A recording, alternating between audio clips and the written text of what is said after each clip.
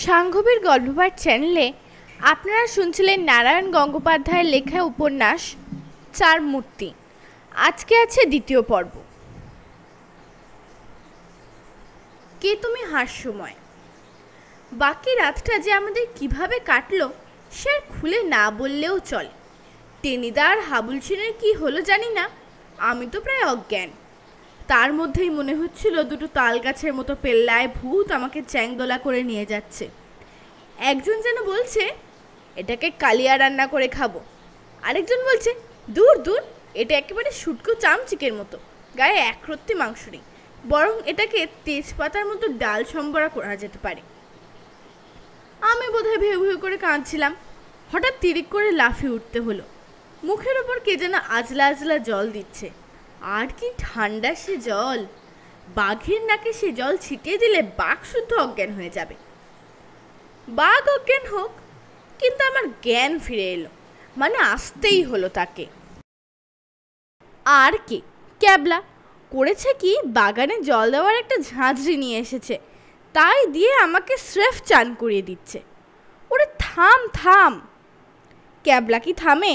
আমার মুখের ওপর আবার একরাশ জল ছিটিয়ে দিয়ে বললে, কিরে, মাথা ঠান্ডা হয়েছে তো? ঠান্ডা মানে? সারা গা ঠান্ডা হওয়ার জোগাড় হলো। আমি তড়াক করে ঝাঁঝরির আক্রমণ থেকে পাশ কাটালুম। কাঁচের জানালা দিয়ে বাইরে ভোরের আলো দেখা যাচ্ছে। ঝন্টি পাহাড়ির ডাকবাংলোয় একটা দুঃস্বপ্নের রাত শেষ হয়েছে। সামনে লেকের নীল জলটার উপর ভোরের লালচে রং। পাখির মিষ্টি ডাক শুরু হয়েছে চারিদিকে। শিশিরে ভেজা শালপলাশের বন যেন ছবির মতো দেখাচ্ছে। কোঁচার খুঁটে মুখটা মুছতে মুছতে আমার মনে হলো, এমন সুন্দর জায়গায় এমন বিচ্ছিরি ভূতের ব্যাপার না থাকলে দুনিয়ার কার কি ক্ষতি হতো। আমি তো এসব ভাবছি, ওদিকে ক্যাবলার ঝাঁঝরির সমানে কাজ করে চলেছে। খানিক পরে হাই মাই কাই কাই শব্দ শুনে দেখি ঝাঁঝরির আক্রমণে জর্জরিত হয়ে খাটের তলা থেকে বেরিয়ে আসছে টেনিদা আর হাবুল।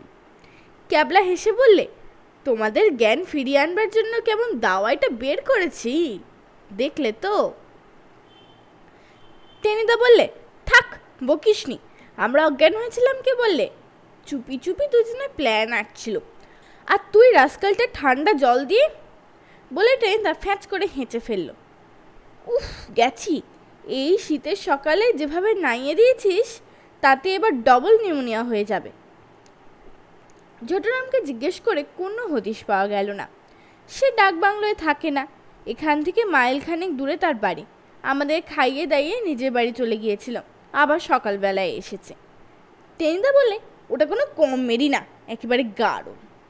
হাবুল সেন মাথা চুলকে বললে, ও নিজেই ভূত কিনা সেই কথাটাই বা কেডা কইব? চেহারাখানা দেখতেছো না, যেন তাল গাছের মতো নাইমে আসে। আমি আটকে বললাম, সত্যিই ভূত নাকি? টেনিদা বললে, তোরা দুটোই হচ্ছিস গো ভূত, জানিস না ভূত আগুন দেখলেই পালায়। ও বেটা নিজে উনুন ধরিয়ে চা করে দিলে, রাত্রিরে ও রান্না মুরগির ঝোল আর ভাত দু হাতে সাঁটালি, সে কথা মনে নেই বুঝি? আমরা সাঁটাতে পেরেছি কই, মুরগির দু একটা দুটুকরো হাড় কেবল চুষতে পেরেছি, বাকি সবটা একটু টেনিদার পেটে চলে গেছে। কিন্তু এখন আর সে কথা কে বলবে? আমি বললুম, ঝন্টুরান ভূত হোক আর নাই হোক তাতে কিচ্ছু যায় আসে না। সোজা কথা হচ্ছে, পটল যদি তুলতেই হয় তাহলে পটল ডাঙাতে গিয়েই তুলব। এখানে ভূতের হাতে মরতে আমি রাজি নই, আমি আজকেই কলকাতা ফিরে যাব। হাবুল উৎসাহিত হয়ে বললে, হ হ, আমিও সেই কথাই কইতে আসলাম। টেনিদা খাড়ার মতো নাকটা চুলকোতে লাগলো। আমি বললুম, তোমাদের যদি ইচ্ছা হয় থাকো, ভূতেরা ধরে ধরে তোমাদের হাড়ি কাবাব করে খাক, কাটলেট বানাক, রোস্ট করে ফেরুক, বিরিয়ানি বানাক, আমার কিচ্ছু আপত্তি নেই, আজই আমি পালাবো। টেনিদা বললে, তাই তো, কিন্তু জায়গাটা খাসা, বেশ ভালোই খাওয়া দাওয়া করা যাচ্ছিল, কিন্তু ভূতগুলোই সব মাটি করে দিলে। হাবুল মাথা নেড়ে বলে, হ সত্য কথা, এখানে জঙ্গলের মধ্যে থাইকা ভূতগুলানে কি যে সুখ হয় তাও তো বুঝি না। আমাকে কলকাতায় গিয়ে বাস করতো, থাকতো ভালো, আমরাও ছুটি পাইতাম, আর যদি বাইসা বাইসা হেড পণ্ডিতের ঘাড়ে বৈঠা বসতো, তাহলে আমাকে আর শব্দ মুখস্থ করতে হইতো না।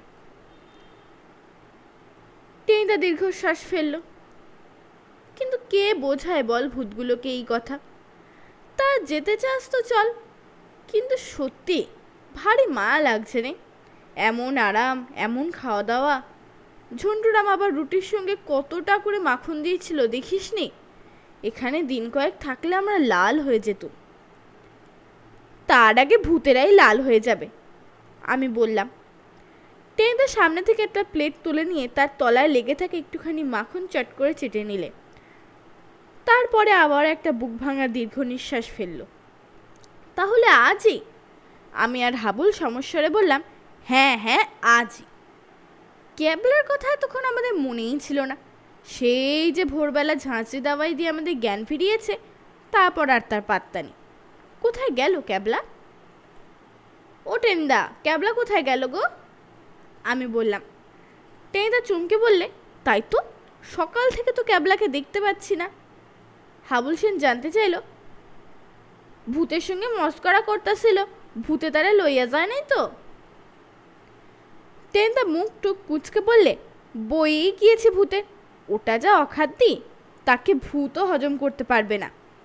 কিন্তু গেল কোথায়? আমাদের ফেলেই চম্পট দিলে না তো? ঠিক এই সময় একটা বিশ্রী বেসুরো গান গেয়ে উঠল কেউ একজন।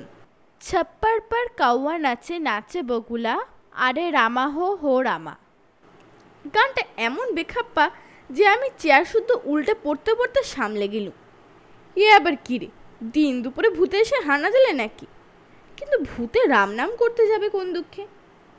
ভূত নয়, ক্যাবলা। কোত্থেকে এক গাল হাসি নিয়ে বারান্দায় উঠে পড়ল। গিয়েছিলে কোথায়? অমন ষাঁড়ের মতো চেঁচাচ্ছিসই বা কেন? টেনিদা জানতে চাইলে। বলছি। ক্যাবলা করুণ চোখে আমাদের পেয়ালা পিরিচের দিকে তাকালো। এর মধ্যেই ব্রেকফাস্ট শেষ? আমার জন্যেই কিছু নেই বুঝি? সে আমরা জানি নে, ঝন্টে বলতে পারবে। টেনিদা বললে, ব্রেকফাস্ট পরে করবি, কোথায় গিয়েছিলি তাই বল।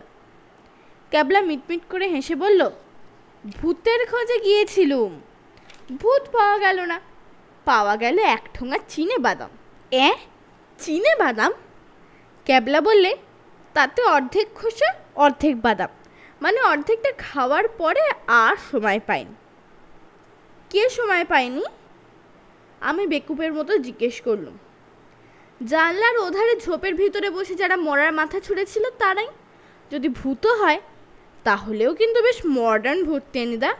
মানে বাদাম খায়, মুড়ি খায়, তেলে ভাজাও খায়। তেলে ভাজা শালপাতা আর মুড়িও পাওয়া গেল কি না?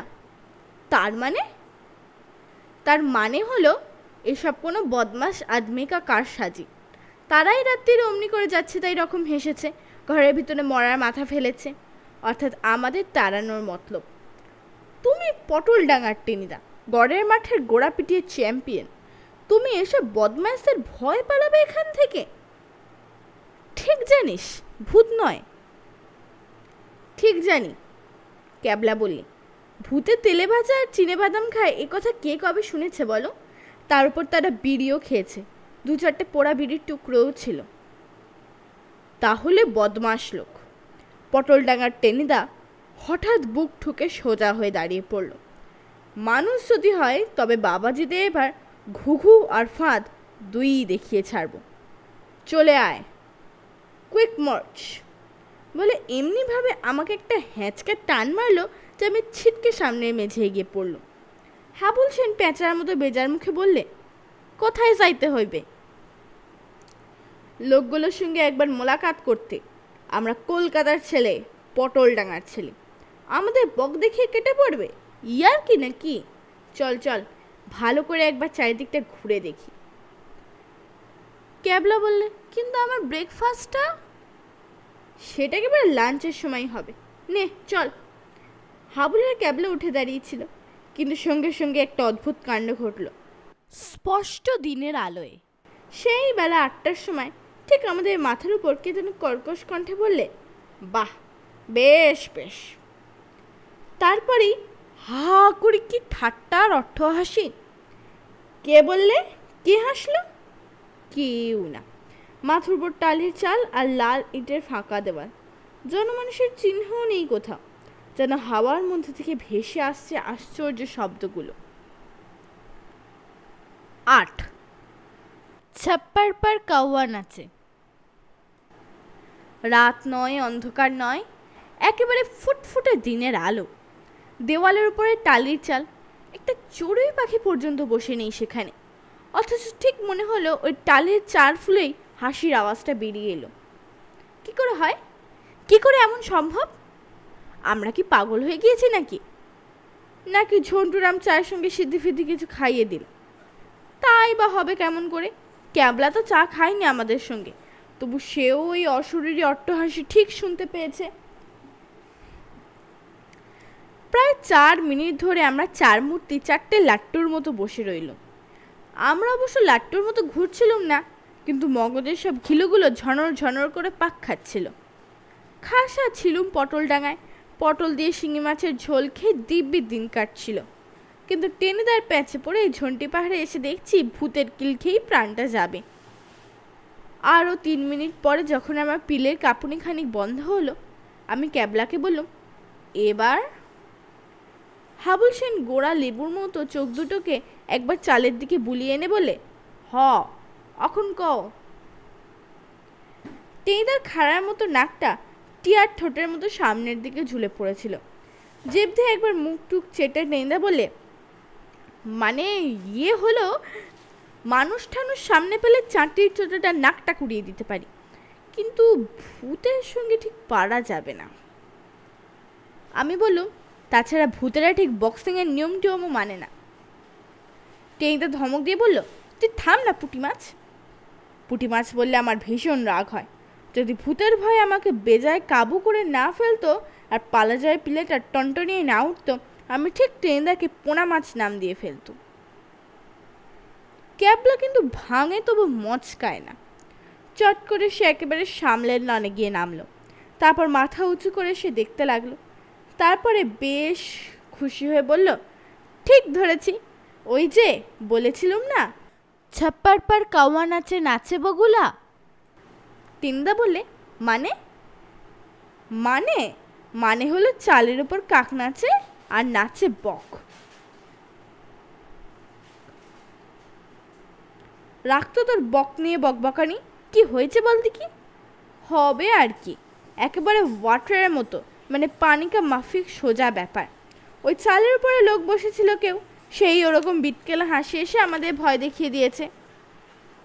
সে লোক গেল কোথায়? আহ, নেমে এসো না, দেখাচ্ছি সব। আরে ভয় কি, না হয় রাম রাম জপ করতে করতেই চলে এসো এখানে। ভয় ভয় আবার কি পেয়েছে? টেনিদা শুকনো গলায় বললে, পায়ে ঝিঝি ধরেছে কি না? ক্যাবলা খিক খিক করে হাসতে লাগলে। ভূতের ভয় বহুত আদমির অমন ঝিঝি ছিড়ি ধরে, আমি অনেক দেখেছি। এরপরে বসে থাকলে আর দলপতির মান থাকে না।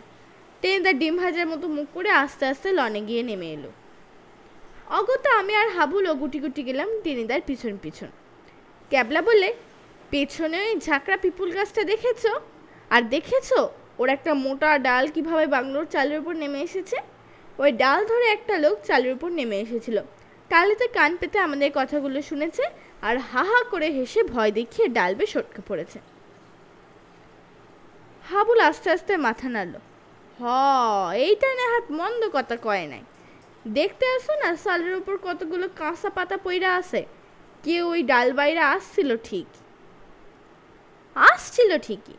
হাবুলের গলা নকল করে টেনিদা বললে, কিন্তু এর মধ্যে সে গেল কোথায়?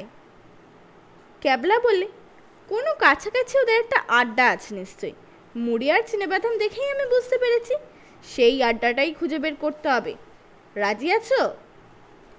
টেনিদা নাক চুলকে বললে, মানে কথা হলো। ক্যাবলা আবার খিক খিক করে হেসে বলল, মানে কথা হলো তোমার সাহস নেই, এই তো। বেশ, তোমরা না যাও, আমি একাই যাচ্ছি। দলপতির মান রাখতে প্রায় প্রাণ নিয়ে টান পড়বার জো। টেনিদা শুকনো হাসি হেসে বলে, যা যা, বাজে ফ্যাচ ফ্যাচ করিস নি। মানে সঙ্গে দু একটা বন্দুক পিস্তল যদি থাকতো। আমি বলতে যাচ্ছিলাম, বন্দুক পিস্তল থাকলেই বা কি হতো? কখনো ছুঁড়েছ নাকি ওসব? আর টেনিদার হাতে বন্দুক থাকা মানে স্রেফ খরচের খাতায়। ভূত মারবার আগে টেনিদা আমাদেরই শিকার করে বসতো। ক্যাবলা বলল, বন্দুক দিয়ে কী হবে? তুমি তো এক এক চরে গোড়ের মাঠে এক একটা গোড়াকে শুয়ে দিতে পারো। বন্দুক তোমার মতো বীর পুরুষের কি দরকার? অন্য সময় হলে টেনিদা খুশি হতো, কিন্তু এখনও ডিম ভাজার মতো মুখটা প্রায় আলু কাবলির মতো হয়ে গেল। টেনিদা হতাশ হয়ে বললে, আচ্ছা চল দেখি একবার। ক্যাবলা ভরসা দিয়ে বললে, তুমি কিচ্ছু ভেবো না টেনিদা, এসব নিশ্চয়ই দুষ্টু লোকের কারসাজি। আমরা পটলডাঙ্গার ছেলে হয়ে এত খেপড়ে যাব?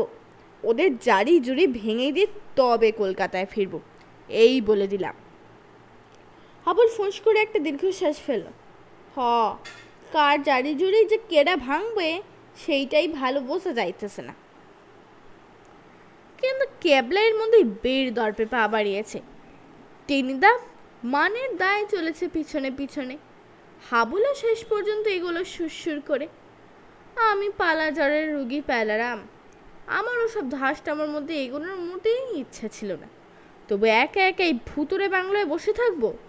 ওরে বাবা, আবার যদি সেই ঘর ফাটানো হাসি শুনতে পাই তাহলে আমাকে আর দেখতে হবে না। বাংলোতে হতভাগা ঝন্টু আমরা থাকলেও কথা ছিল, কিন্তু আমাদের খাওয়ার বহর দেখে চা খাইয়ে সামনের গায়ে মুরগি কিনতে ছুটেছে। একা একা এখানে ভূতের খপ্পরে বসে থাকবো এমন ছেলে আমি নই। কোথায় আর খুঁজবো, কি আর পাওয়া যাবে? তবু চারজনে চলেছি। বাংলোর পিছনেই একটা জঙ্গল অনেক দূর পর্যন্ত চলে গেছে। জঙ্গলটা যে খুব উঁচু তা নয়, কোথাও মাথা সমান, আবার কোথাও একটু ছোট। বেটে বেটে শাল পলাশের গাছ, কখনো কখনো ঘেঁটু আর আকন্দের ঝোপ। মাঝখান দিয়ে বেশ একটা পায়ে চলা পথ এঁকে বেঁকে চলে গিয়েছে। এ পথ দিয়ে কারা যে হাঁটে কে জানে। তাদের পায়ের পাতা সামনে না পিছন দিকে তাই বাকে বলবে। প্রথম প্রথম বুক দূর দূর করছিল, খালি মনে হচ্ছিল এক্ষুনি ঝোপের ভিতর থেকে হয় একটা স্কন্দকাটা নইলে একটা ব্রহ্মদত্তি বেরিয়ে আসবে। কিন্তু কিছুই হলো না, এমনকি শাকচুনিও বের হলো না। দু চারটে বুনো ফল, পাখির ডাক আর সূর্যের মিষ্টি নরম আলোয় খানিক পরেই ভয় ভয় ভাবটা মন থেকে কোথায় মুছে গেল। গোড়ার দিকে বেশ হুঁশিয়ার হয়েই যাচ্ছিলাম ক্যাবলার পাশাপাশি। তারপর দেখি একটা বইচি গাছ, ইয়া বড় বড় বইচি পেকে কালো হয়ে আছে। একটা ছিঁড়ে মুখে দিয়ে দেখি, আহ অমৃত। তারপরে আরও একটা, তারপরে আরও একটা। গোটা 50 খেয়াল হলো ওরা অনেকখানি এগিয়ে গিয়েছে। তাড়াতাড়ি ওদের সঙ্গ ধরতে যাব, হঠাৎ দেখি আমার পাশেই ঝোপের মধ্যে লম্বা সাদা মতো কি ওটা, নির্ঘাত লেজ। কার লেজ? আরে হ্যাঁ, এটা তো কাঠবিড়ালের লেজ। কাঠবিড়ালে বড় ভালো জিনিস। ভন্টার মামা কোত্থেকে একবার একটা এনেছিল, সেটা তার কাঁধের উপর চড়ে বেড়াতো, জামার পকেটে শুয়ে থাকতো, ভারী পোষমানি। সেই থেকে আমারও কাঠবিড়ালি ধরবার বড় শখ। ধরি না খপ করে ওটা লেজটা চেপে।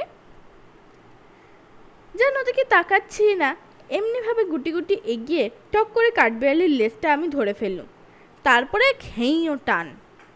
কিন্তু কোথায় কাঠবিড়ালি? যেই টান দিয়েছি অমনি হাইমাই করে একটা বিকট দানবীয় চিৎকার, আর সেই চিৎকারে আমার কানে তালা লেগে গেল। তারপরে কোথা থেকে আমার গালে এক বিরাশি শিক্ষার চর, ভৌতিক চর। সেই চর খেয়ে আমি শুধু সর্ষের ফুলে দেখলাম না, সর্ষে, কলাই, মটর, মুগ, পাট, আম, কাঁঠাল, কুমড়ো সব কিছুর ফুলই একসঙ্গে দেখতে পেলুম। তারপরই সেই ঝোপের ভিতরে সোজা চিত, একেবারে পতন ও মূর্ছা। মরেই গেলাম কিনা কে জানে। নয়, কাঠবিড়ালির লেজ নয়, ওটা কাহার দাড়ি। যখন জ্ঞান হলো তখন দেখি আমি ডাক বাংলোর খাটে লম্বা হয়ে শুয়ে আছি। ঝন্টু মাথার সামনে দাঁড়িয়ে আমায় হাওয়া করছে। ক্যাবলা পায়ের কাছে বসে মিটিমিটি চোখে তাকিয়ে দেখছে, আর পাশে একখানা চেয়ার টেনে নিয়ে টেনিদা ঘুঘুর মতো বসে রয়েছে। ঝাঁটুর হাতের পাখাটা খটাস করে আমার নাকে এসে লাগতেই আমি বললুম, উফ। চেয়ার ছেড়ে টেনিদা তড়াক করে উঠলে, যাক তাহলে তুই মারা যাসনি। ক্যাবলা বললে, মারা যাবে কেন, থোড়াসা বেহুশ হয়ে গিয়েছিল। আমি তো বলেইছিলাম টেনিদা ওর নাকে একটুখানি লঙ্কা পুড়িয়ে ধোঁয়া দাও, এক্ষুনি চাঙ্গা হয়ে উঠবে। টেনিদা বললে, আর লঙ্কা পোড়া, যেমনভাবে দাঁত ছিটকেটে পড়লো, দেখে তো মনে হচ্ছিল পটলডাঙ্গা থেকে এখানে এসেই বুঝি শেষ পর্যন্ত পটল তুলল। মাঝখান থেকে ঝাঁটু বিচ্ছিরি রকমের আওয়াজ করে হেসে বললে, দাদাবাবু দর খেয়েছিলেন। ক্যাবলা বললে, যা যা, তোকে আর ওস্তাদি করতে হবে না, এখন শিগগির এক পেয়ালা গরম দুধ নিয়ে আয় দেখি। ঝাঁটু পাখা রেখে বেরিয়ে গেল। আমি তখনও চোখে ধোঁয়া ধোঁয়া দেখছি। ডান চোয়ালে অসম্ভব ব্যথা, এমন চর হাঁকড়েছে যে গোটা দুয়েক দাঁত একেবারে বোধহয় নাড়িয়েই দিয়েছে। চরের মতো চর একখানা। অঙ্কের মাস্টারের 82 শিক্ষার চাঁটি পর্যন্ত এর কাছে একেবারে সুগন্ধি 3 নম্বর পরিমল নস্যি। আমি পটলডাঙ্গার রোগা ডিগডিগে প্যালারাম, পালা জ্বরে ভুগি আর পটল দিয়ে শিঙি মাছের ঝোল খাই। এমন একখানা ভৌতিক চপেটাঘাতের পরেও আমার আত্মারাম কেন যে খাঁচা ছেঁড়া হয়নি সেইটাই আমি বুঝতে পারছিলাম না। টেনিদা বললে, আচ্ছা পুটিরাম, তুই হঠাৎ ডাকছে এরকম অজ্ঞান হয়ে গেলি কেন? এই অবস্থাতেও পুটিরাম বলাতে আমার ভয়ানক রাগ হলো।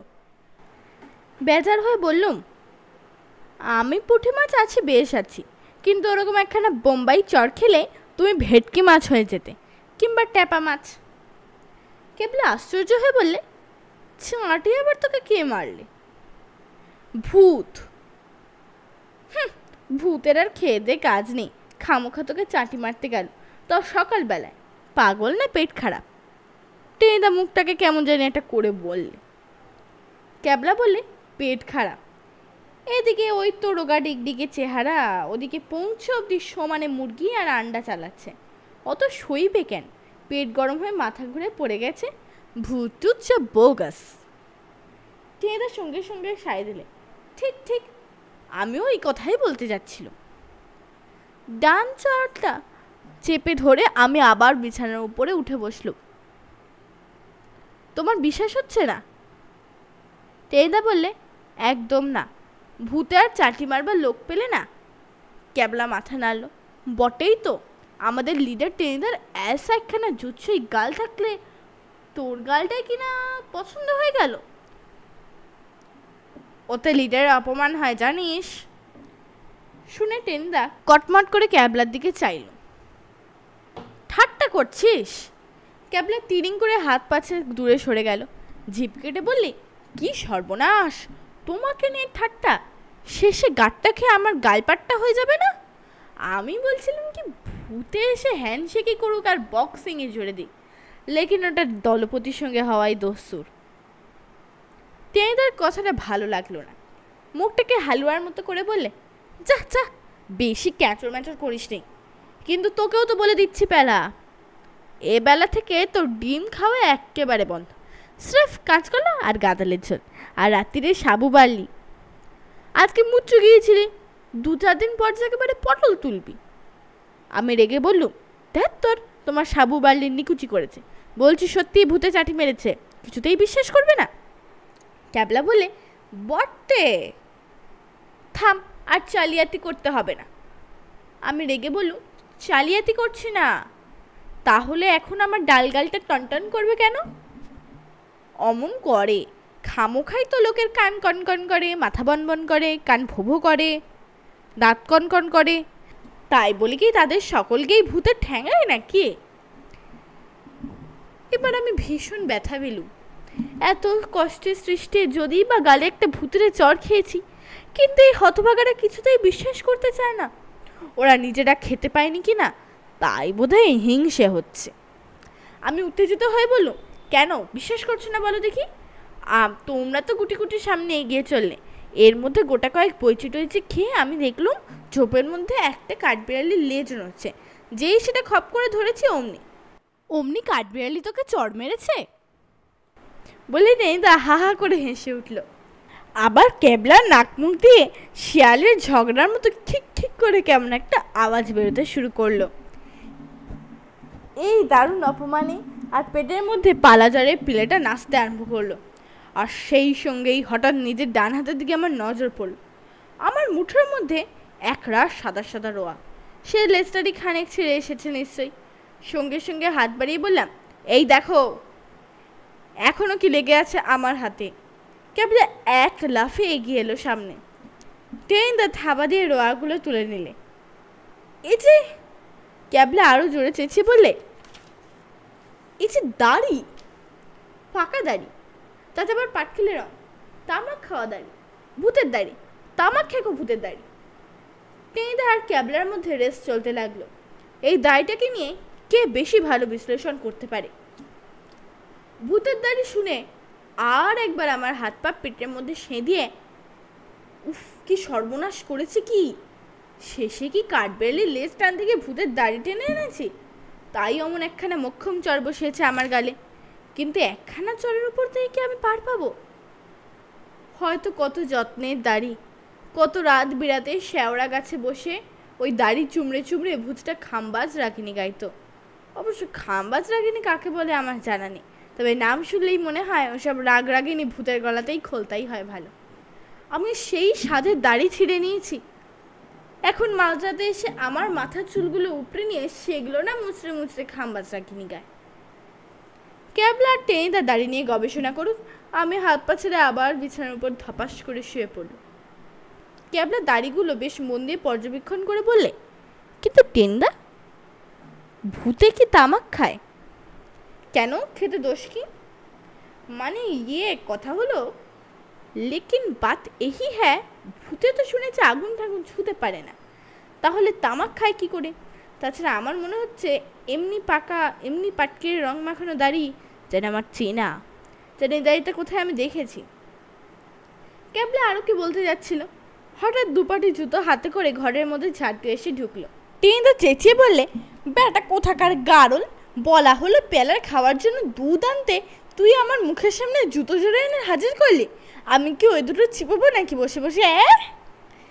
ঝাঁটু বললে, রাম ও রাম, জুতো তো কুত্তা চিববে, আপনি কেন? আমি বলছিলাম হাবুলবাবু কোথায় গেল? জুতোটা বাহিরে পড়েছিল, হাবুলবাবুকে তো কোথাও দেখলাম না, ফের জুতোর মধ্যে একটা চিঠি পাইলাম, তাই নিয়ে এলাম। জুতোর মধ্যে চিঠি? আরে তাই তো, আমি জ্ঞান হওয়ার পরে তো সত্যিই এই ঘরে হাবুল সেনকে দেখতে পাইনি। ক্যাবলা বলে, তাই তো, জুতোর ভিতরে চিঠির মতো ওটা কি একটা দেখছি, ব্যাপার কি? হাবুলটাই বা গেল কোথায়? টেনিদা ভাঁজ করা কাগজটা টেনে বের করে বললে, দাঁড়া না কাঁচকলা, আগে দেখি চিঠিটা। কিন্তু চিঠির উপর চোখ বুলোতেই সে দুটো তরাক করে একেবারে টেনিদার কপালে উঠে গেল। বাড়তিনে খাবি খেয়ে টেনিদা বললে, ক্যাবলা রে, আমাদের 12টা বেজে গেল। 12টা বেজে গেল মানে? মানে হাবুল গন। কোথায় গন? আমি আর ক্যাবলা একসঙ্গে চেঁচিয়ে উঠলাম। চিঠিতে কি লেখা আছে টেনিদা, কি লেখা আছে ওতে? ভাঙা গলায় টেনিদা বললে, তবে শোন পড়ি। চিঠিতে লেখা ছিল, হাবুল সেনকে আমরা ভ্যানিশ করিলাম, যদি পত্রপাঠ চারটি বাটি তুলিয়া লইয়া আজই কলকাতায় রওনা হও, তবে যাওয়ার আগে অক্ষত শরীরে হাবুলকে ফেরত পাইবে, নতুবা পরে তোমাদের 4 মূর্তিকেই আমরা ভ্যানিশ করিব এবং চিরতরেই তাহা করিব। আগে হইতেই সাবধান করিয়া দিলাম, পরে দোষ দিতে পারিবে না। ইতি ঘচাংফু, দুর্ধর্ষ চৈনিক দস্যু। 10 নস্যু কচাঙ্কু। টেনিদা ধপাস করে মেঝের উপর বসে পড়ল। ওর নাকের সামনে অনেকক্ষণ ধরে একটা পাহাড়ি মৌমাছি উঠছিল। অত বড় নাকটা দেখে বোধহয় ভাবছিল ওখানে একটা জুৎসই চাক বাঁধা যায়। হঠাৎ টেনিদার নাক থেকে ঘর করে এমন একটা আওয়াজ বের হলো যে মাছিটা ভিড় মেখে পড়েই গেল। লেডের অবস্থা এখন সঙ্গীন। করুণ গলায় বললে, ওরে বাবা গেলুম, শেষকালে কিনা চৈনিক দস্যুর পাল্লায়, এর চেয়েও ভালো ছিল ভূত। আমার হাত পাগুলো তখন আমার পিলের মধ্যে ঢোকার চেষ্টা করছে। বলুন, তার নাম আবার ঘচাংফু, অর্থাৎ ঘচাং করে গলা কেটে ফু করে উড়িয়ে দেয়। ঝাঁটু মিটমিট করে তাকাচ্ছিল। আমাদের অবস্থা দেখে আশ্চর্য হয়ে বলে, ব্যাপার কি দাদা বাবু? ব্যাপার ব্যাপার সাংঘাতিক। হ্যাঁ রে ঝাঁটু, এখানে ডাকাত ফাকাত আছে নাকি? ডাকাত? ডাকাত ফের এখানে কেন মরতে আসবে? এই তল্লাটে ওসব নাই। না নেই। মুখখানাকে কচু ঘন্টার মতো করে টেনিদা খেঁকে উঠল। তবে দস্যু ঘচাংফু এলো কোথা থেকে? তাও আবার যে সে নয়, একেবারে দুর্ধর্ষ চৈনিক দস্যু। ক্যাবলা কি পাখোয়ার ছেলে, কিছুতেই ঘাবড়ায় না। বললে, আরে দূর তোর, রেখে দাও ওইসব। হাজারিবাগে পাহাড়ি বাংলোয় এসে ভ্যানান্ডা বাজবে। আসলে ব্যাপার কি জানো, স্রেফ বাংলা ডিটেকটিভ উপন্যাস। বাংলা ডিটেকটিভ উপন্যাস মানে? মানে আবার কি? ওই এনতার সব গোয়েন্দা গল্প, যেসব গল্পের পুকুরে সাবমেরিন ভাষায়, আর যাতে করে বাঙালি গোয়েন্দা দুনিয়ার সব অসাধ্য সাধন করে, সেই সমস্ত বই পড়ে এদের মাথায় এগুলো ঢুকেছে। আমার বড় মামা লালবাজারে চাকরি করে, তাকে জিজ্ঞেস করেছিলাম এই গোয়েন্দারা থাকে কোথায়। বড় মামা রেগে গিয়ে যাচ্ছে তাই করে বললে, কি একটা কোল কেটে থাকে, চুলায় যাক গোয়েন্দা। টেনিদা বিরক্ত হয়ে বলল, তার সঙ্গে ঘচনফুট সম্পর্ক কি? আছে আছে, ক্যাবলা সব জানতার মতো করে বললে। যারা এই চিঠি লিখেছে তারা গোয়েন্দা গল্প পড়ে, পড়ে পড়ে আমাদের উপরে একখানা চালিয়াতি খেলেছে। কিন্তু এরকম চালিয়াতি করার মানে কি? আমাদের এখান থেকে তাড়াতাড়ি বা চায় কেন, আর হাবুল সেনকেই ভ্যানিশ করে দিল কেন? আমি কোনো ক্রমে কথাটা বলতে পারলাম। সেইটাই তো রহস্য, সেটা ভেদ করতে হবে। কতগুলো পাঁচ লোক নিশ্চয়ই আছে, আর কাছাকাছি কোথাও আছে। কিন্তু এই চিঠিটা দিয়ে এরা মস্ত উপকার করেছে টেনিদা। উপকার? টেনিদা চমকে উঠল। কিসের উপকার? একটা জিনিস তো পরিষ্কার বোঝা গেল, জিন টিন ভূত টুত নেই, ওসব একদম ভোকারটা। কতগুলো ছ্যাঁচড়া লোক কোথাও লুকিয়ে রয়েছে, এই বাড়িটায় তাদের দরকার। আমরা এসে পড়ায় তাদের খুব অসুবিধা হচ্ছে, তাই আমাদের তাড়াতে চায়। ক্যাবলা বুক টান টান করে বললে, কিন্তু আমরা পটল ডাঙার ছেলে হয়ে একদল ছিচকে চড়ে ভয় পালিয়ে যাব? ওদের টাকের উপর টেক্কা মেরে জানিয়ে দিয়ে যাব, ওরা যদি দস্যু ঘচাংফু হয় তাহলে আমরা হচ্ছি কচাঙ্কু। কচাঙ্কু? সে আবার কি? আমি চমকে উঠে বললুম। ক্যাবলা বলে, বাঘা চৈনিক দস্যু, দুর্ধর্ষের উপর আরেক কাঠি। আমি বেজার হয়ে বললুম, আমরা আবার চিনে হলুম কবে? দস্যু বা হতে যাব কোন দুঃখে? ক্যাবলা বললে, ওরা যদি চৈনিক হয় আমাদেরই বা হতে দোষ কি? আমরাও ঘোরতর চৈনিক। আর ওরা যদি দস্যু হয় তবে আমরা হলাম নস্যু। নস্যু? টেনিদার নাক বরাবর আবার সেই মাছিটা ফিরে আসছিল। সেটাকে তাড়িয়ে দিতে দিতে টেনিদা বললে, নস্যু কাকে বলে? মানে দস্যুদের যারা নস্যির মতো নাক দিয়ে টেনে ফেলে তারাই হলো নস্যু। টেনিদা উঠে দাঁড়িয়ে বললে, দেখ ক্যাবলা, সব জিনিস নিয়ে ইয়ার্কি নয়। যদি সত্যি ওরা ডাকাত টাকাত হয়, ডাকাত হলে অনেক আগেই ওদের মুরদ বোঝা যেত। বসে বসে ঝোপের মধ্যে চিনে বাদাম খেত না, কিংবা কাগজে জড়িয়ে মরার মাথা ছুটত না। ওরাও এক নম্বরের কাওয়ার্ড। তাহলে হাবুল সেনকে নিয়ে গেল কি করে? নিশ্চয়ই কোনো কায়দা করেছে, কিন্তু সেই কায়দাটা বুঝে ফেলতে বেশি একটা সময় লাগবে না। টেনিদা, কি আর দেরি নয়, রেডি? কিসের রেডি? দস্যু ঘচাংফুদের কচাঙ্কু করতে হবে না? আজই, এক্ষুনি। টেনিদা তখনও সাহস পাচ্ছিল না, কুঁকড়ে গিয়ে বললে, সে কি করে হবে? হয়ে যাবে একরকম। এই বাংলোর কাছাকাছি ওদের কোনো একটা গোপন আস্তানা আছে, হানা দিতে হবে সেখানে গিয়ে। আর ওরা যদি পিস্তল নিয়ে দাঁড়িয়ে থাকে, আমরা ইট ছুড়ব। ক্যাবলা ভেঙচি কেটে বললে, রেখে দাও পিস্তল, গোয়েন্দা গল্পে ওসব কথায় কথায় বেরিয়ে আসে। আসলে পিস্তল তো সস্তা নয় গো। হ্যাঁ, গোটা কয়েক লাঠি দরকার। এই ঝাঁটু, লাঠি আছে রে? ঝাঁটু চুপচাপ সব শুনছিল, কি বুঝছিল কে জানে। মাথা নেড়ে বলে, দুটো আছে, একটা বল্লমও আছে। তবে নিয়ে আয় চটপট। লাঠি বললম কি হবে দাদাবাবু? ঝাঁটুর বিস্মিত জিজ্ঞাসা। শিয়াল মারা হবে। শিয়াল মারা? কেনে? মাংস খাবেন? অত খবরে তোর দরকার কি রে? ক্যাবলা রেগে বললে, যা বলছি তোকে তাই করতে হবে। শিগগির নিয়ে আয় ওগুলো, ঝটপট। ঝাঁটু লাঠি বলল মানতে গেল। টেনিদা শুকনো গলায় বললে, কিন্তু ক্যাবলা, এ বোধহয় ভালো হচ্ছে না। যদি সত্যি বিপদ আপদ। ক্যাবলা নাক কুচকে বললে, ও, তুম তুমহারা ডর লাগ গয়া। বেশ, তুমি তাহলে বাংলোয় বসে থাকো, আমি তো যাবই, এমনকি পালা জ্বরে ভোগা ওই প্যালাটাও আমার সঙ্গে যাবে। দেখবে তোমার চাইতে ওরও বেশি সাহস আছে। শুনে আমার বুক ফুলে উঠল বটে, কিন্তু সঙ্গে সঙ্গে পালা জ্বরের পিলেটাও নড়নড় করে উঠল। আমাকেও যেতে হবে। বেশ, তাই যাব। একবার বই দুইবার তো আর মরবো না। আর আমি মারা গেলে? হ্যাঁ, মা কাঁদবে, পিসিমা কাঁদবে, বোধহয় সেকেন্ডারি বোর্ডও কাঁদবে, কারণ বছর বছর স্কুল ফাইনালের ফি দেবে কে?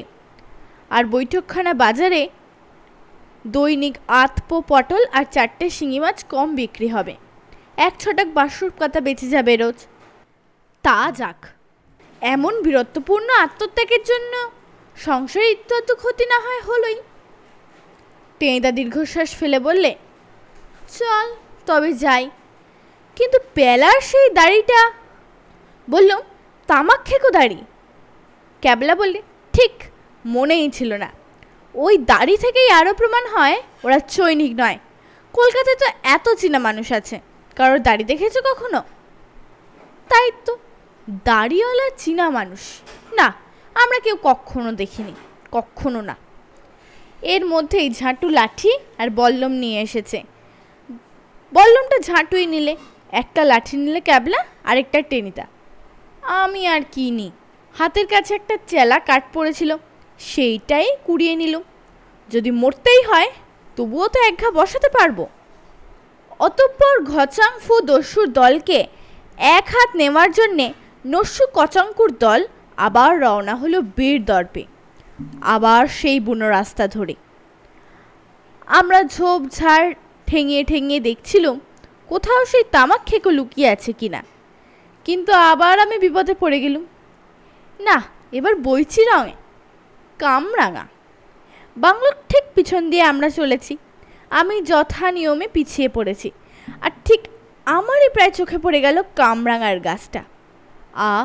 ফলে ফলে আলো হয়ে আছে। নোলায় প্রায় 1.5 টাক জল এসে পড়ল। জ্বরে ভুগে ভুগে টক খাওয়ার জন্য প্রাণ ছটফট করে। ঘচাং ফুটু সব ভুলে গিয়ে গুটি গুটি গেলুম কামরাঙা গাছের দিকে। কলকাতায় এসব কিছুই খেতে পাই না। চোখের সামনে অমন খোলতাই কামরাঙার বাহার দেখলে কার মাথা ঠিক থাকে বলো? যেই গাছতলায় পা দিয়েছি, সঙ্গে সঙ্গে ইহ, এক তাল গোবরে পা পড়ল, আর তক্ষুনি এক আছাড়। কিন্তু এ কি, আছাড় খেয়ে আমি তো মাটিতে পড়লুম না। এই যে মহাশূন্যের মধ্যে দিয়ে পাতালে চলেছি, না পাতালেও নয়, আমি একেবারে সোজা আকার মস্ত একটা ঘাড়ের উপর অবতীর্ণ হলুম। দাদারে বলে আমি একেবারে পপাত। 11 গজেশ্বরের পাল্লায়। অজ্ঞান হয়ে থাকাটা মন্দ নয়, যতক্ষণ কাঠপিমড়েতে না কামড়ায়। আর যদি একসঙ্গে এক ঝাঁক পিঁপড়েতে কামড়াতে শুরু করে তখন অজ্ঞান তো দূরের কথা, মরা মানুষ পর্যন্ত তিরিং করে লাফিয়ে ওঠে। আমিও লাফ মেরে উঠে বসলুম। কেমন আবছা আবছা অন্ধকার, গোড়াতে কিছুই ভালো করে বোঝা গেল না। চোখে ধোঁয়া ধোঁয়া ঠেকছে। খামোখা বাঁ কানের উপর কটাং করে একটা কাঠপিঁমড়ের কামড়। বাপরে বলে আমি কান থেকে টেনে পিঁপড়েটা নামালুম। আর ঠিক তৎক্ষণাৎ কটকটে ব্যাঙের মতো আওয়াজ করে কে যেন হেসে উঠল। তারপর ঘোড়ার নাকের ভিতর থেকে যেমন শব্দ হয় তেমনি করে কে যেন বললে, কাঠপিঁপড়ের কামড় খেয়ে বাপরে বাপ করে বলছো? এরপরে যখন ভীম রোলে কামড়াবে তখন যে মেসোমশাই মেসোমশাই করে ডাকতে হবে। তাকিয়ে দেখি ঠিক হাত দুয়েক দূরে একটা মুস্কো জোয়ান ভাম বেড়ালের মতো থাবা পেতে বসে আছে। কথাটা বলে সে আবার কটকটে ব্যাঙের মতো শব্দ করে হাসল। আমার তখন সব কিরকম গোলমাল ঠেকছিল। বললুম, আমি কোথায়? আমি কোথায়? লোকটা এক রাশ বিচ্ছিরি এবড়ো খেবড়ো দাঁত বের করে আমাকে ভেঙচে দিলে। তারপর ঝগড়াটে পেঁচার মতো খিঁচিয়ে বলে, হা হা ন্যাকা আর কি, যেন ভাজা মাছটি উল্টে খেতে জানে না। হঠাৎ অমন করে দুরুম করে পাকা তালের মতো আমার পিঠের উপর এসে নামলে, আর এখন সোনামুখ করে বলছো আমি কোথায়? ইয়ার্কির জায়গা পাওনি। আমার সব মনে পড়ে গেল। সেই পাকা কামরাঙা, গুটি গুটি পায় সেদিকে এগোনো, গোবরে পা পিছলে পড়া। তারপরে আমি হাউমাউ করে বললাম, তবে কি আমি দস্যু ঘচাংফুর আড্ডায় এসে পড়েছি? ঘচাংফু? সে আবার কি? বলেই লোকটা সামলে নিল। হ্যাঁ হ্যাঁ, ঠিকই বটে, বাবাজি অমনি কি একটা জানি লিখেছিল চিঠিতে। বাবাজি? কে বাবাজি? একটু পরেই টের পাবে। লোকটা দাঁত খিচিয়ে বললে, চালাকি পেয়েছ? এত করে চলে যেতে বললুম, ভূতের ভয় দেখানো হলো, সারা রাত মশার কামড় খেয়ে ঝোপের মধ্যে বসে মরার মাথা ফাতা ছুড়লুম, অট্টহাসি হেসে হেসে গলা ব্যথা হয়ে গেল। তবু তোমাদের গেরাচ্ছি হয় না। দাঁড়াও, এবার একটাকে ভোগা দিয়ে এনেছি, তুমিও এসে ফাঁদে পড়েছ। এবার তোমাকে শিক কাবাব বানিয়ে খাবো। শিক কাবাব? ইচ্ছে হলে আলু কাবলিও বানাতে পারি, কিংবা ফাউল কাটলেট, চপও করা যায় বোধহয়। কিন্তু লোকটা চিন্তিতভাবে এবার মাথা চুলকালো। কিন্তু তোমাদেরকে খাওয়া যাবে? এ পর্যন্ত আমি অনেক ছোকরা দেখেছি, কিন্তু তোমাদের মতো অখাদ্য জীব কখনো দেখিনি। শুনে আমার কেমন ভরসা হলো। মরতেই তো বসেছি, তবু একবার শেষ চেষ্টা করে দেখি। বললুম, সে কথা ভালো, আমাদের খেও না, অন্তত আমাকে তো নয়। খেলেও হজম করতে পারবে না, কলেরা হতে পারে, গায়ে চুলকুনি হতে পারে, ডিপথেরিয়া হতে পারে, এমনকি সর্দি গরমি হওয়াও আশ্চর্য নয়।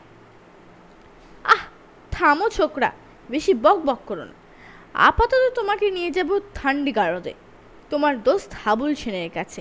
সেইখানেই থাকো এখন, ইতিমধ্যে বাবাজি ফিরে আসুন। তোমার বাকি দুটো দোস্তকেও পাকড়াও করি, তারপর ঠিক করা যাবে তোমাদের দিয়ে মোগলাই পরোটা বানানো হবে না ডিমের হালুয়া। দোহাই বাবা, আমাকে খেও না, খেয়ে কিচ্ছু সুখ পাবে না, তা আমি আগে থেকেই বলে দিচ্ছি। আমি পালাজারে ভুগে আর পটল দিয়ে শিঙি মাছের ঝোল খাই, কিচ্ছু রসকস নেই। আমাদের অঙ্কের মাস্টারমশাই গোপীবাবু বলেন আমি জমের অরুচি, আমাকে খেয়ে বেঘরে মারা যাবে বাবা ঘচাংফু। লোকটা রেগে বললে, আরে রেখে দাও তোমার ঘচাংফু, ঘচাংফুর নিকুচি করেছে। কেন বাপু, রাঁচির গাড়িতে বসে গুরুদেবের রসগোল্লা আর মিহিদানা খাওয়ার সময় মনে ছিল না? তার যোগসর্পের হাড়ি সাবার করার সময় বুঝি একথা খেয়াল ছিল না যে আমাদেরও দিন আসতে পারে? নেহাত মুড়ি স্টেশনে করার খোসায় পা পিছলে পড়ে গিয়েছিলাম, নইলে। আমি ততক্ষণে হাঁ হয়ে গেছি, আমার চোখ দুটো ছানা বড়া, একেবারে ছানার ডালনা। তাহলে তুমি চিনেছ এতক্ষণে? আমি গুরুদেবের অধম শিষ্য গজেশ্বর গুরুই। গজেশ্বর মিটমিট করে হেসে বললে, ভেবেছিলে মুড়ি স্টেশন পার হলে গাড়ি তো চলে গেল, আর তোমরাও পার পেলে। আমরা যে তার পরের গাড়িতেই চলে এসেছি, সেটা তো আর টের পাওনি। এবারে বুঝবে কত ধানে কত চাল। ভয় আমার বুকে রক্ত জল হয়ে গেল। বেশ বুঝতে পারলুম পটল ডাঙার প্যালারামের এবার 12টা বেজে গেল। ওই গজেশ্বর বেটা এবার আমায় নির্ঘাত স্বামী কাবাব বানিয়ে খাবে। নেহার যখনই মরবো তখন ভয় করে কি হবে, বরং গজেশ্বরের সঙ্গে একটু ভালো করে আলাপ করে নি। কিন্তু তোমরা এখানে কেন? ক্যাবলার মেসমশাই বাংলোতে তোমাদের কি দরকার? এমন করে পাহাড়ের গর্তের মধ্যে ঘাপটি মেরে বসে আছোই বা কেন? আর যদি বসেই বা থাকো, গর্তের মধ্যে একতাল অত্যন্ত বাজে গোবর রেখে দিয়েছ কেন? গজেশ্বর বিরক্ত হয়ে বলল, গোবর কি আমরা রেখেছি নাকি? রেখেছি গরুতে। তোমাদের মতো গোবর গণের সাথে পা দিয়ে সুরত করে পিছলে পড়বে, সেই জন্যেই বোধ হয়। কথাটা বলেই গজেশ্বর কেমন একটা বিশ্রী রকম হাসল। সে তো হলো, কিন্তু আমাদের তাড়াতে চাও কেন? এ বাড়িতে তোমাদের কি দরকার? বাবা, অত কথা দিয়ে তোমাদের কাজ কি হে চিংড়ি মাছ? এখনো নাক টিপলে দুধ বের হয়, ওসব খবরে তোমার কি হবে? বেজার মুখে গজেশ্বর একটা হাই তুলল। আমাকে চিংড়ি মাছ বলায় আমার ভীষণ রাগ হলো। ডান কানের উপর আরেকটা কাঠপিঁপড়ে পুটিশ করে ইঞ্জেকশন দিচ্ছিল। উফ করে সেটাকে টেনে ফেলে দিয়ে বললুম, আমাকে চপ কাটলেট করে খেতে চাও খাও, কিন্তু খবরদার চিংড়ি মাছ বলো না। কেন বলবো না? চিংড়ি কাটলেট বলবো। গজেশ্বর মিটিমিটি হাসলো। না, কখনো বলবে না। আমি আরও রেগে গিয়ে বললাম, তাছাড়া এখন আমার নাক টিপলে দুধ বেরোয় না। আমি দুবার স্কুল ফাইনাল দিয়েছি। স্কুল ফাইনাল দিয়েছি? গজেশ্বর ট্যাগ থেকে একটা বিড়ি বের করে বললে, আচ্ছা বলো তো, ক্যাটাক্লিজম মানে? ক্যাটাক্লিজম? আমি নাকটাক চুলকে বললাম, বেড়ালে বাচ্চা টাচ্চা হবে বোধ হয়।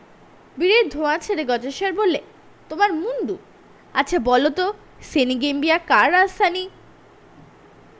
বললুম, নিশ্চয়ই হনলুলু নাকি মাদাগাস্কার। ভূগোলকে একেবারে গোলগাপ্পার মতো খেয়ে নিয়েছ দেখছি। গজেশ্বর নাক বেঁকিয়ে বললে, আচ্ছা বলো দেখি, জাডাপক কি? আচ্ছা অনিকেত কাকে বলে? কি বললে? অনিমেষ? অনিমেষ তো আমার মামাতো ভাই। হয়েছে, আর বিদ্যে ফলিয়ে কাজ নেই। গজেশ্বর আবার ঝগড়াটে প্যাঁচার মতো খিকিয়ে বললে, স্কুল ফাইনাল কেন, তুমি ছাত্রবৃত্তিও ফেল করবে না। সত্যিই দেখছো তুমি এরকম অখাদ্য। বোধহয় শুক্তো করে একটু তো তাও খাওয়া যেতে পারে। এখন উঠে পড়ো দেখি, কোথায় যেতে হবে? বললুম তো ঠান্ডি গারদে, সেখানে তোমার ফ্রেন্ড হাবুল সেন রয়েছে, তার সঙ্গেও মোলাকাত হবে।